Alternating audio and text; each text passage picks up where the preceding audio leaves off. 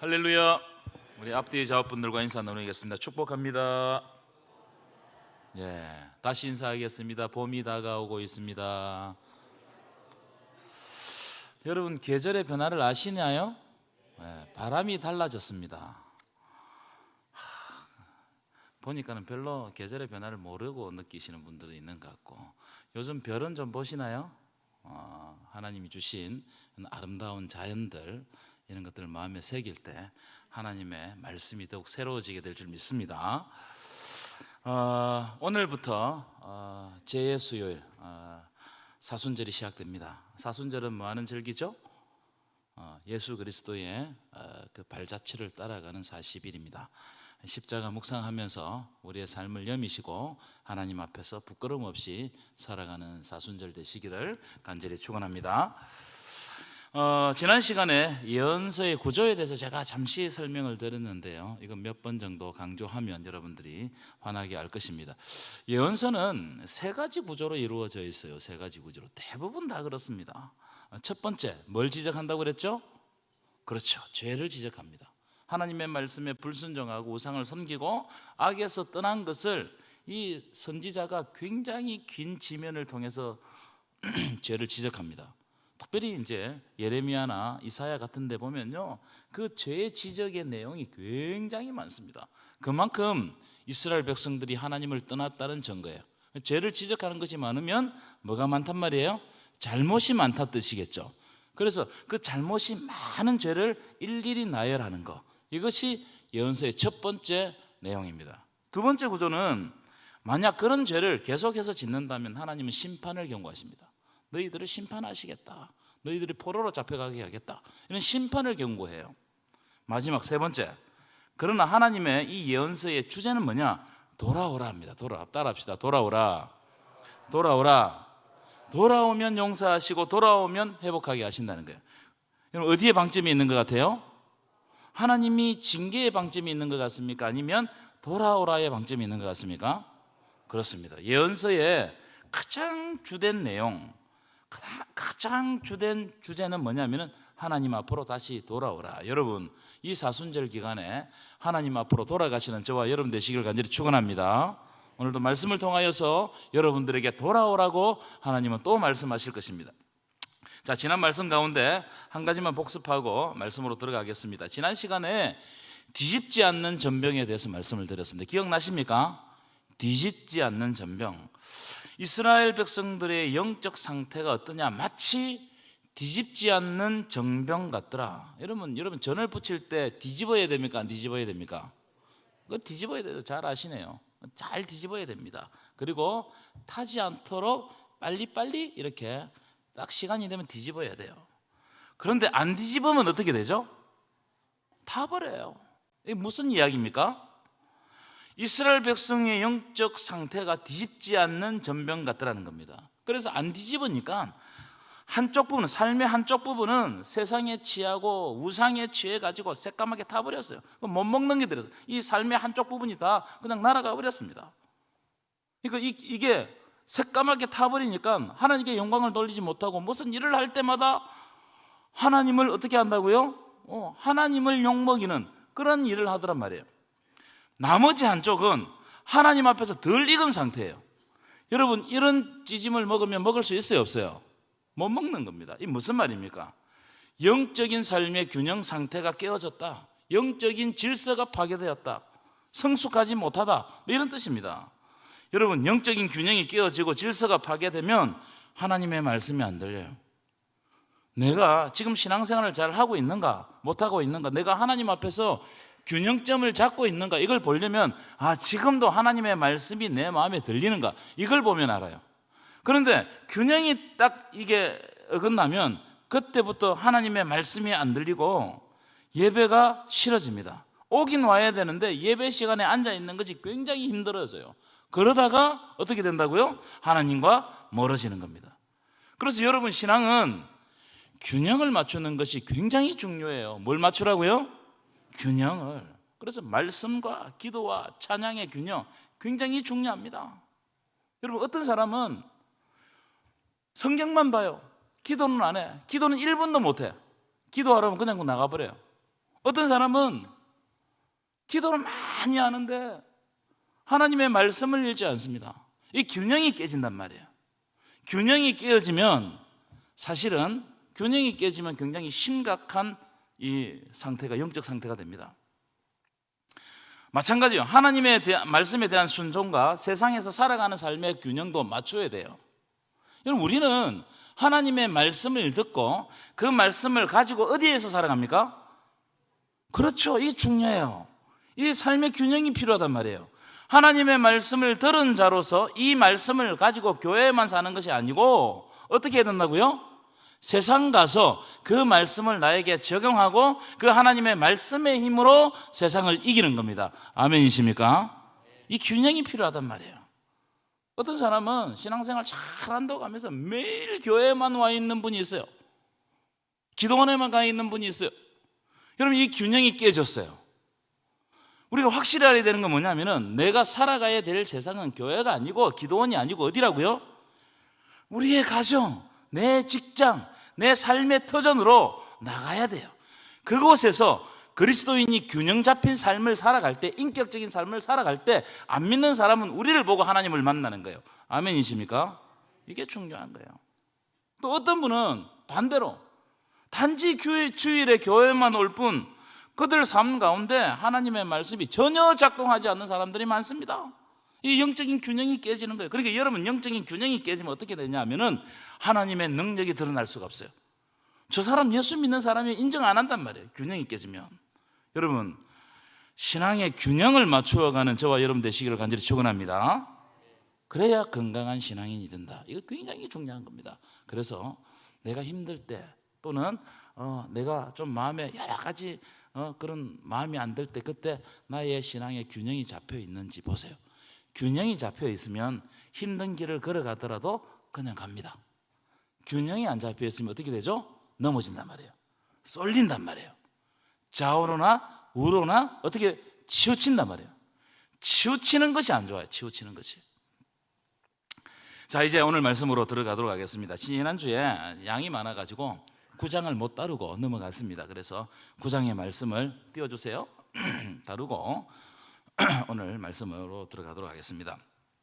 자, 9장 1절부터 3절은 지난주 제가 했던 내용이라서 다루진 않겠습니다. 여러분들 읽어보시고 이건 한번 여러분들 1절부터 3절 보시고 한번 여러분들 마음에 새기시기 바랍니다. 자, 제가 강조하고 싶은 말씀은 4절 말씀이에요.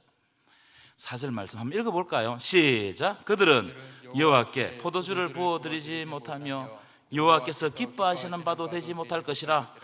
그들의 재물은 애곡하는 자의 떡과 같아서 그것을 먹는 자는 더러워지나니 그들의 떡은 자기의 먹기에만 소용될 뿐이라 여호와의 집에 드릴 것이 아님이니라. 여러분, 이 말씀이 무슨 말씀일까요? 여호와께 포도주를 부어드리지 못한다. 여호와께서 기뻐하신 바도 되지 못한다. 이게 무슨 뜻일까? 제가 주석을 찾아보면 이 말씀은 어쩌면 이스라엘 백성들이 계속 범죄하면 더 이상 하나님께 예배 드리지 못할 날이 많다는 거예요. 이게 심각한 겁니다. 다시 설명하면 이스라엘 백성들이 계속해서 우상을 섬기고 하나님을 떠나면 하나님은 진짜로 이스라엘 백성들이 예배 드리지 못하는 것으로 데려가 버린다는 거예요. 그래서 하나님께 포도주를 부어드리면서 또 하나님을 기뻐하는 예배를 드리고 싶어도 예배 드릴 수 없는 날이 임한다는, 공고한 날이 임한다는 거예요. 여러분, 이런 것들이 역사 속에서 있습니까 없습니까? 있었습니다. 북한 땅 한번 보십시오. 6.25 전쟁 전에 평양은요 동방의 예루살렘이라고 불렸어요. 대단했습니다. 그런데 그 땅이 75년 동안, 원래 75년 동안 예배 드리지 못하는 저주의 땅이 되어버렸어요. 이 심각한 거 아닙니까? 여러분, 코로나를 여러분 어떻게 생각하세요? 저는 코로나 오기 전에 하나님의 백성들이 정말로 모이기를 힘쓰지 않고 예배 드리기를 건성건성하고 그랬습니다. 그런데 어느 날 하나님을 리셋시켜버렸어요. 안 올 사람은 오지 마라 이거야. 안 올 사람은. 그런데 그렇게 하니까는 정말로 하나님을 향하여서 사모하는 마음이 생기는 사람은 하나님께로 더 오고 실제로 못 온 사람은 안 와버려요. 여러분, 예배드리지 못할 날이 곧 임할 수 있다 이 말이에요. 이걸 우리가 마음에 새겨야 됩니다. 이스라엘 백성들도 계속 하나님을 떠나서 하니까 2000년 동안이나 하나님께서 주시고자 하는 그 약속의 땅에서 예배를 드리지 못하고 또 돌아다녔어요. 여러분 심각한 거죠. 하나님이 가나안 땅을 주셨는데 그 땅에서 예배를 드리지 못해. 하나님이 그 표상으로 뭘 보여주시냐면은 하나님의 성전이 이스라엘 땅에 예루살렘에 3번이나 섰습니다. 솔로몬 성전, 스룹바벨 성전, 헤롯 성전이 있었어요. 근데 거기 다 무너졌어요. 이게 무슨 말입니까? 하나님을 예배하는 백성들의 삶이 무너지고 하나님을 예배하는 백성들의 신앙이 무너졌다는 거예요. 그러니까 하나님을 떠나버렸으니까 그곳에 서 있는 예루살렘 성전은 별 의미가 없어요. 예배드리지 못할 날이 올까 싶어서 저는 심히 두렵습니다. 여러분 역사는 반복됩니다. 따라합시다. 역사는 반복됩니다. 여러분 만약 하나님을 섬겨야 할 민족과 교회와 가정이 하나님을 섬기지 않으면 하나님을 섬길 수 없는 조건이 우리들을 찾아올까 심히 두렵단 말이에요. 여러분 우리는 이렇게 하나님 앞에 예배를 잘 드리다가 우리 후손들이 어느 날 하나님을 예배하지 못한 날이 올까 심히 두려워요. 여러분 이것을 위해서 기도해야 돼요. 아멘이십니까? 우리가 더 철저하게 살아야 돼요. 신앙을 어떻게 해야 된다고요? 물려줘야 돼요. 목숨 걸고. 여러분 우리가 받았던 그 신앙을 선조들로부터 어렵게 받은 겁니다. 순교자들이 피를 흘려서 우리들에게 하나님의 신앙을 이어가게 했어요. 그럼 이 시대에 우리가 신앙을 전해줘야 할 사명은 누구에게 있습니까? 우리에게 있어요. 여러분 다른 사람 보지 마세요. 나에게 있어요. 아멘이시죠? 이걸 여러분 깊이 생각하고 기도해야 돼요. 이걸 여러분 목숨 걸어야 됩니다. 분명하게 하나님께서 우리들에게 세마십니다. 하나님은 세마시는 하나님. 끝날 우리가 어떻게 신앙을 전수했는가, 너희들이 받았던 신앙을 왜 없애버렸느냐, 이렇게 우리들에게 말씀할까 심히 두렵습니다. 그래서 그런 의미를 가지고 4절 다시 보십시오. 그들의 재물은 다 우상에게 바치고 그래가지고 애곡하는 자의 떡 같아서 막 우상에게 갖다 바치면서 울고 불고 하는 겁니다. 그것을 먹는 자도 다 더러워지는 겁니다. 하나님의 예배와 우상의 제사를 구분하지 못해가지고 이것도 드리고 저것도 드리다 하다가 다 더러워져 버리는 거예요. 그래서 그들의 떡은 사람들 먹기에는 괜찮은데 여호와의 집에 드릴 수 있어요, 없어요? 하나님 안 받으신다는 거예요.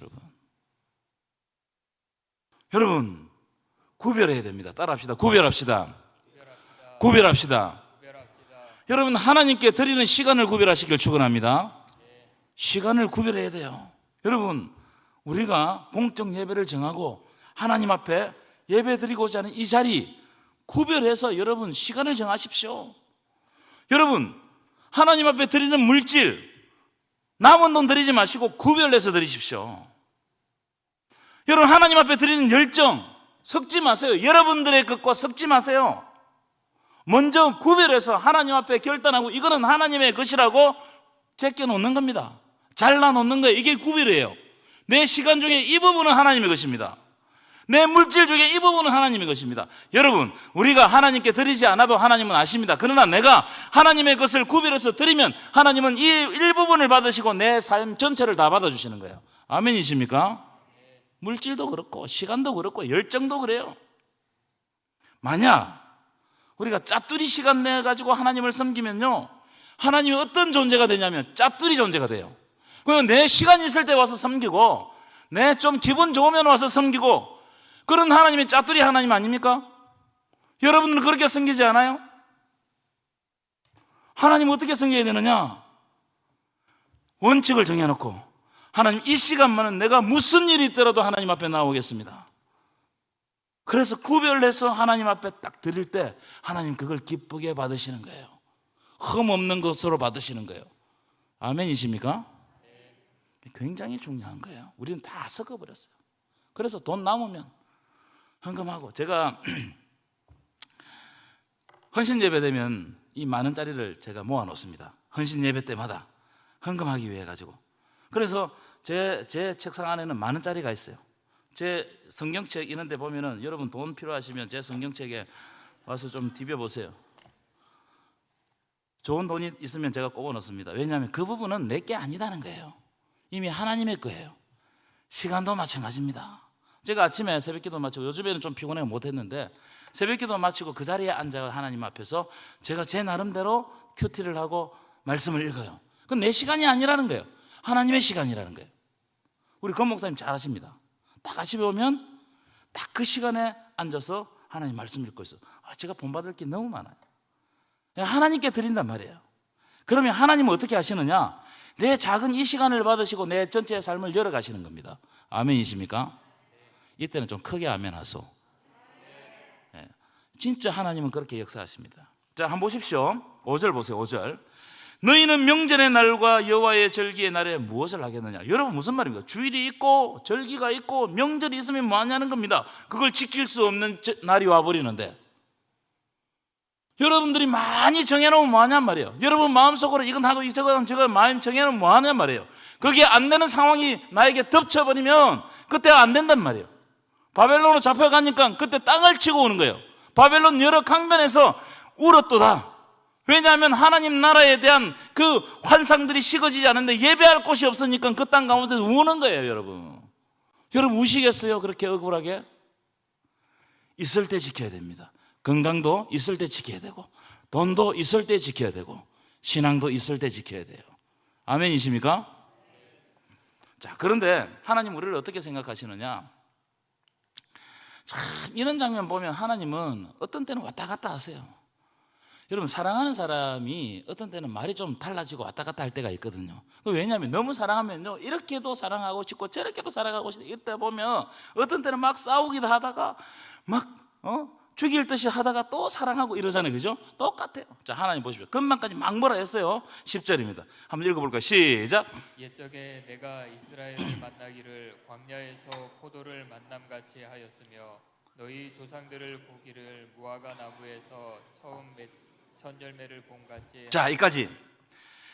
옛적에 내가 이스라엘을 만나기를 광야에서 포도를 만남같이 하였으며, 여러분 광야는 사막입니다. 물이 없어요.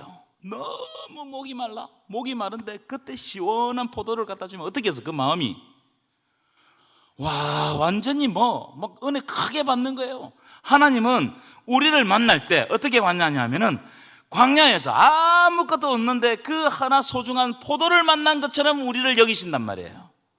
여러분들이 얼마나 소중한 존재인지 몰라요. 자, 그 다음 보시죠. 너희 조상들 보기를, 하나님의 조상들과 언약하고 하나님 조상들에게 말씀을 주시고 그를 사랑했잖아요. 그를 사랑했는데 무화과 나무에서 이 열매가 맺힐 때 처음 열매를 무화과 나무를 세워놓고 심어놓고 언제 나오냐 기다리고 있는 그 농부의 마음으로 우리를 보고 있다 이 말이에요. 여러분 하나님은요 특별하게 보십니다. 그래서 여러분이 어디에 있는지, 어떤 생각을 하고 있는지, 뭘 원하고 있는지 하나님 아실까요? 모르실까요? 아십니다. 여러분 하나님 그렇게 기뻐하신단 말이에요. 그런데 이스라엘 백성들 어떻게 하느냐? 다 바알에게 가지고 더러운 우상에게 절하고 하나님을 떠나버리고 그렇게 되어버렸단 말이에요. 이런 장면을 보면 참 하나님은 언제나 우리를 짝사랑하세요. 우리가 한번 가만히 생각해, 하나님을 사랑한다고 하죠. 그런데 하나님의 짝사랑이 더 큽니다. 우리는요 하나님을 사랑한다고 할 때 그때 거의 말만 해요. 말만. 말이라도 해야 되겠죠, 여러분. 말만 해요. 그런데 하나님이 진짜 사랑하시는 거예요. 광야에서 포도를 만난 것처럼 무화과 나무 꽃 첫 번째 잎 필 때 농부가 얼마나 기다리고 고대하겠습니까? 그것처럼 우리를 기다리고 사랑하신다는 거예요. 그런데 하나님의 신부라는 사람들이 하나님을 떠나 살더라. 이게 우리의 모습입니다. 이걸 인정해야 돼요. 여러분 인정하지 않으면 못 돌아갑니다. 실수를 인정하고 죄를 인정할 때 돌아가요. 회개는 내가 내 죄를 인정하는 그 순간부터 하나님께로 돌이키는 거예요. 인정하지 않으면 어떻게 되죠? 계속 가는 거예요. 여러분 이 사순절 기간에 여러분이 죄를 인정하시는, 고백하시는 저와 여러분 되시길 간절히 축원합니다. 그때부터 돌아갈 수 있는 거예요. 인정하고 고백하고 그때 내가 잘못됐다는 것을 알고 하나님의 부르심으로 가는 거예요. 자, 그 다음 장면 보시면 내가 아까 하나님이 이랬다 저랬다 한다고 그랬죠. 이게 하나님의 복잡한 마음이 예언서에는 그대로 드러나 있습니다. 자, 금방은 또 너를 포도나무에서 무화과나무에서 그렇게 아끼고 사랑했다 했는데 이제는 버리시기로 작정했다, 이런 말씀을 하십니다. 이거는 영원한 버림이 아니에요. 일시적인 징계입니다. 하나님은요, 나중에 오늘 본문 마지막에 나오는데 하나님은 버리고 싶어도 안 버려요. 왜냐하면 예수 그리스도를 보내고 반드시 구원시키는 거예요. 여러분 믿으십니까? 그리고 여러분 이 자리에 앉아 있는 겁니다. 자, 16절 읽어볼까요? 시작. 에브라임은 매를 맞아 그 뿌리가 말라 열매를 맺지 못하나니 비록 아이를 낳을지라도 내가 그 사랑하는 태의 열매를 주기리라. 저는 이 부분을 보고 참 저의 삶을 한번 돌아봤어요. 뭐냐면은 내 삶에 영적인 열매가 있는가? 만약에 내 삶에 영적인 열매가 있으면, 지난주 은혜 깊은 샘 요셉의 설교에 대해서 들었죠, 그죠? 그것처럼 열매는 자동적으로 열려요. 근데 내 삶에 하나님이 기뻐하시는 열매가 없으면 어떻다는 거예요? 그 뿌리가 마르고 있다는 거예요. 뿌리가 마르고 있다는 거예요. 그 제주도 제가 갔더니 옛날에 제주도 감귤, 우리나라 감귤 있죠. 감귤 처음 날 때 이게 관청에서 열매가 맺히면 하나하나 체크를, 숫자를 센다는 거예요. 만약에 거기에서 태풍이와 바람이 떨어지잖아요. 그러면 그 감귤 주인이 관아에 끌려가지고 곤장을 맞았어요. 떨어진 만큼. 이 감귤 관리하기가 얼마나 힘들겠어요. 그러니까 어떻게 한다고? 감귤 다 따고 나면 밤에 뜨거운 물을 가지고 와가지고 팔팔 끓는 물을 가지고 뿌리에 부어본대요. 제가 그 장면이 딱 떠오르더라고. 뿌리가 마르면 열매를 못 맺어요. 그래서 여러분 삶에 한번 점검해 봐야 됩니다. 내 삶에 영적인 열매가 있는가? 내 삶에 무성한 가지가 되어서 나의 후배들이, 나의 자녀들이, 나의 믿음의 후배들이 나의 영적인 열매를 따먹고 있는가? 요셉처럼. 아니면 아무것도 없어. 내 슬 아래 품어지는 사람이 아무도 없어. 내 열매를 못 따먹어. 그럼 뭐냐? 내 뿌리가 마르고 있다 이 말이에요. 저는 저를 돌아봤습니다. 하나님, 내가 목회자로 이 교회에 섰는데 사람들이 내가 하나님께서 주시는 은혜의 샘에 뿌리를 깊이 박아가지고 영적인 열매를 이들이 따먹고 있습니까? 아니면 내 뿌리가 말라가 나도 어쩔 내 몸조차 어쩌지 못해가지고 그러고 있습니까? 영적 상태가 그러지 않습니까? 제가 오늘 기도하고 올라왔다고요. 여러분 어떠시냐? 특별히 여러분, 우리 직분이, 우리가 계급은 아니지만 장로님 될수록, 목사가 될수록, 황둔직이 될수록 영적인 삶에 책임을 져야 돼요. 밑에서 보고 있습니다. 저부터. 누구를 보고 배우겠어요? 하나님은 안 보이기 때문에 우리 아이들이, 다음 세대가 누굴 보고 배우냐면은 앞에 서 있는 사람을 보고 배웁니다. 그건 분명해요. 그 사람의 믿음이 그대로 전수되는 겁니다. 요셉이 통로가 되고 복의 통로가 되고 그대로 므낫세와 에브라임에게 전해졌듯이 똑같이 전해지는 거예요. 그러니까 여러분, 우리가 큰 그걸 뭐예요? 이 시대적인 사명을 가지고 있다 이 말이에요. 아멘이세요? 그래서 여러분, 우리 다음 세대에게 함부로 해서도 안 돼요. 우리 자녀들에게 함부로 해서 안 돼요. 신앙의 모범을 보여야 됩니다. 내 열매가 자라고 그걸 따먹을 수 있도록. 자, 17절 읽고 넘어가도록 하겠습니다. 시작. 그들이 듣지 아니하므로 내 하나님이 그들을 버리시리니 그들이 여러 나라 가운데에 떠도는 자가 되리라. 네, 하나님 말씀 듣지 않으면 하나님이 떠돌게 만든다는 거예요. 영적으로 불안하게 만든다는 거예요. 여러분, 영적인 안정을 누리고 있습니까? 아멘 좀 해보세요. 영적인 안정을 누리고 계세요? 영적으로 불안하잖아요. 이게 떠돌고 있는 거예요. 영적인 안정을 누리시기를 축원합니다. 영적인 안정은 어디에서 온다고요? 하나님의 은혜의 샘, 뿌리 깊은 샘에서 오는 겁니다. 자, 이제 10장 넘어가요. 10장도 역시 경고입니다. 계속해서 경고하고 있는데요. 13장까지 경고하고 있는데 여기 한 가지 이제 소제목을 덧붙인다면 묵은 땅을 기경하라. 한번 따라합시다. 묵은 땅을 기경하라. 제가 이 말씀으로, 이 제목으로 어떤 목사님이 갈아엎어야 산다 이렇게 말씀을 한 부분을 내가 봤습니다. 갈아엎지 않으면 죽는다는 거예요. 자, 10장 1절부터 3절은요 이스라엘 영적 상태를 그대로 보여주는 겁니다. 우리 한번 읽어봅시다. 10장 1절 시작. 이스라엘은 열매 맺는 무성한 포도나무라. 그 열매가 많을수록 제단을 많게 하며 그 땅이 번영할수록 주상을 아름답게 하도다. 자, 10장 1절 이스라엘은 열매 맺는 무성한 포도나무. 이거 어디에서 많이 본 거예요? 요셉은 무성한 가지가 담을 넘었도다. 여러분 그 장면 딱 보이시죠? 근데 자, 이 열매 맺는 무성한 나무라. 여러분 열매 맺는 나무가 좋아요? 열매 안 맺는 나무가 좋아요? 질문하는 것이 어리석죠, 그죠? 열매 맺는 나무가 좋습니다. 그런데 이 이스라엘 백성들이 열매가 많을수록, 축복을 받을수록, 하나님께서 복을 주실수록, 하나님께서 우리들을 인도할수록 어떻게 하냐, 우상의 제단을 많이 만들어버려요. 좀 살만하니까 딴짓을 하는 거예요. 여러분 이거 보십시오. 그 땅이 번영할수록 주상을 아름답게 만드는 거예요. 그 땅이 번영할수록, 내 삶에 돈이 좀 생길수록 어떻게 한다고요? 주상, 뭐 여러 가지 세상적인 것들을 세우고 우상적인 것들을 세우고 이런단 말이에요. 여러분 이 모습은요 우리의 모습이에요. 잘 봐야 됩니다. 이 한국 사회, 한국 교회가요 살만하니까 이 돈에 취하고 권력에 취하고 명예에 취하고 이 세상에 여러 가지 돌아가는 이런 것들을 따라간단 말이에요. 이런 내리막길입니다, 여러분. 그래서 한국 교회가 지금 내리막길에 서 있잖아요. 솔직하게. 제가 말씀드렸죠. 제가 이 시대의 목회자로서 내리막길을 막 미끌려 내려오는 내려오는 트럭 같은 걸 이거 우리 손으로 받치고 있는데 그게 안 받쳐져 가지고 계속 뒤로 밀리는 것 같은 느낌이 들어요. 속도가 붙어버렸어. 여러분 열매 맺을 때 잘해야 됩니다. 한번 따라합시다. 열매 맺을 때 잘합시다. 이때 잘해야 돼요. 하나님 분명하게 우리를 만들어 가시거든요. 이 만들어 갈 때 어려워요.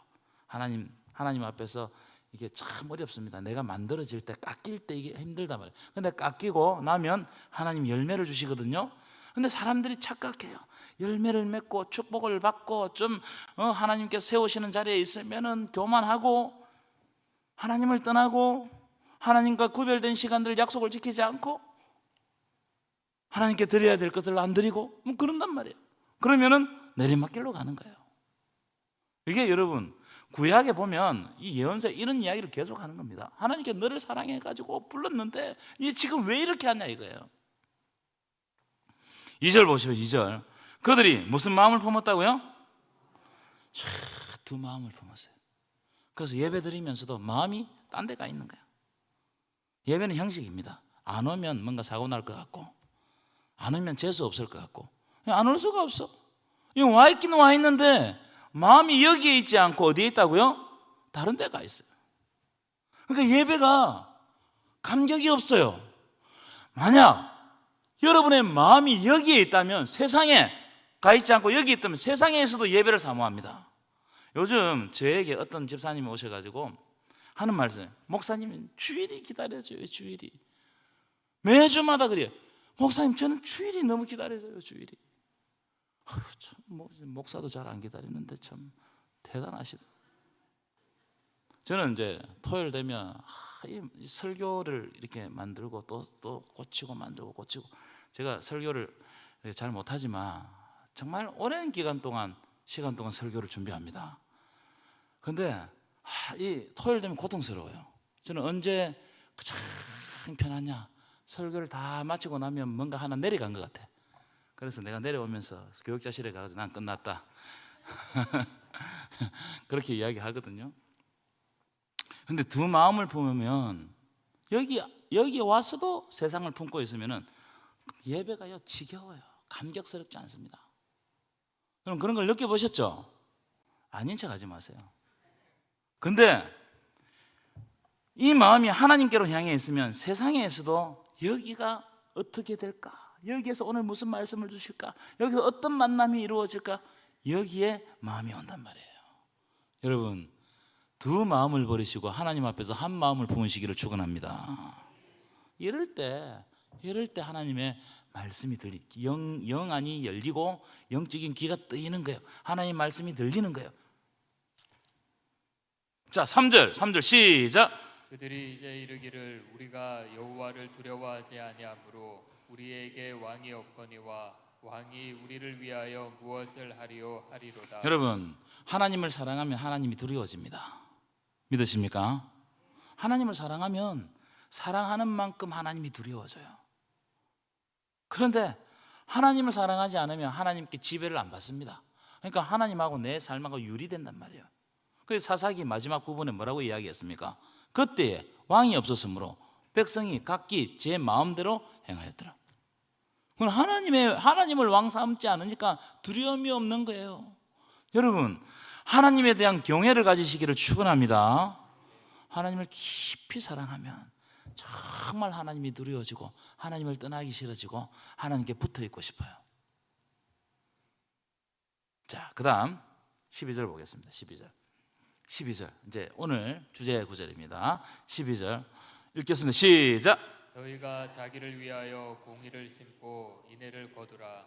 너희 묵은 땅을 기경하라. 지금이 곧 여호와를 찾을 때니 마침내 여호와께서 오사 공의를 비처럼 너희에게 내리시리라. 자, 여기 보시면 너희가 자기를 위해 공의를 심고 인애를 거두라. 왜 이런 말씀을 하실까요, 여러분? 하나님의 백성들이 온갖 속임수, 윤리적이지도 않고 욕망을 위해 살고 야곱처럼 뒤통수 치고 그래서 사랑의 열매를 못 거두, 인애의 열매를 못 거두는 거예요. 뭐 어떤 열매를 거뒀습니까? 온갖 원망의 열매, 불평의 열매, 욕망의 열매, 거짓의 열매, 이런 걸 거두는 거예요, 하나님의 백성들이. 여러분은 어떤 열매를 거두고 있습니까? 그래서 제가 지난주에 말씀드렸죠. 내 삶의 열매, 영적인 열매가 어떤 열매가 맺히고 있는가? 내 삶의 영적인 열매가 하나님 안에서 사랑의 열매를 맺히고 헌신의 열매를 맺히고 열매를 맺고 있는가? 아니면 서로 불화하고 원망하고 불평하고 나를 통해서 관계가 깨어지고 그런 열매를 맺고 있냐 이 말이에요. 여러분, 어떤 열매가 여러분 삶 가운데 있습니까? 내 하나님 앞에서 내 열매는 뭡니까? 여러분, 열매 뭐예요?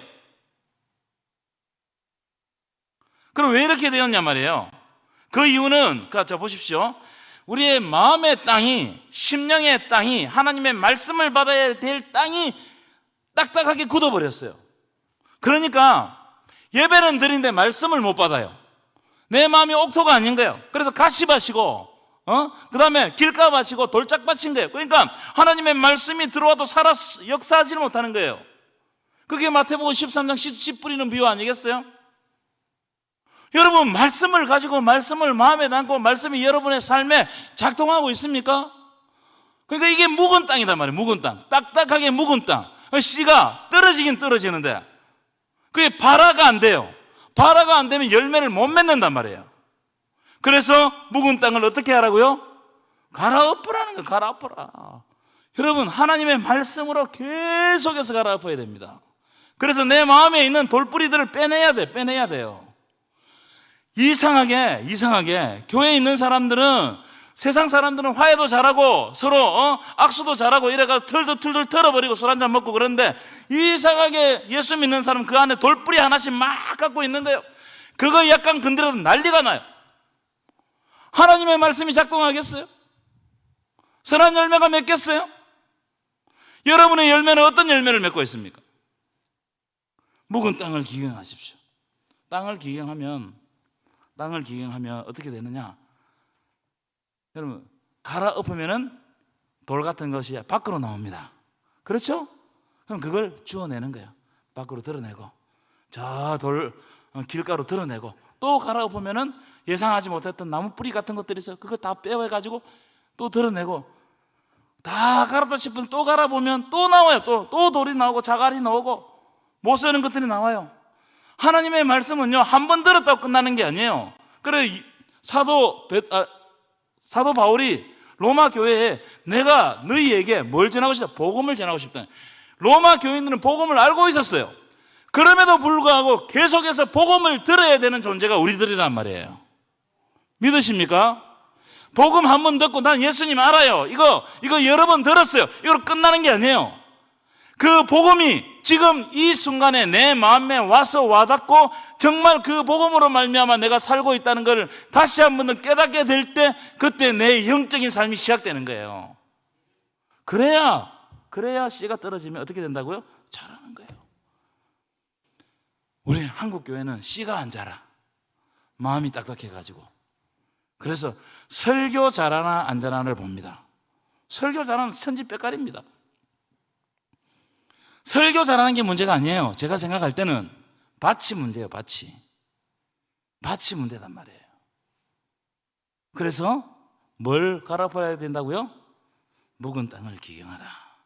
자, 그 다음 보십시오. 그 다음, 지금이 곧. 우리는 어떻게 하냐면, 그래, 내일부터 하지 뭐, 다음에 하지 뭐, 계기가 있으면 아니에요.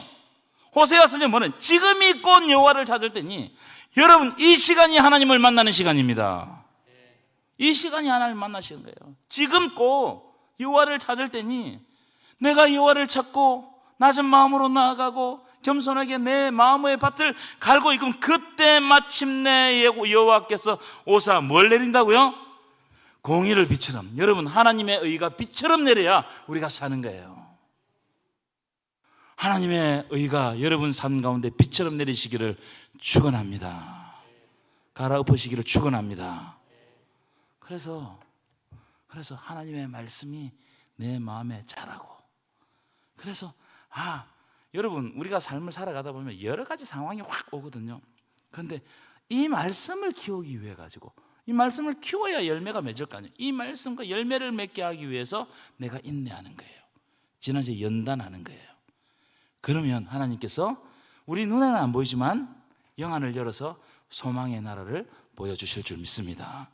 이런 놀라운 은혜가 여러분 삶 가운데 넘쳐나기를 간절히 축원합니다.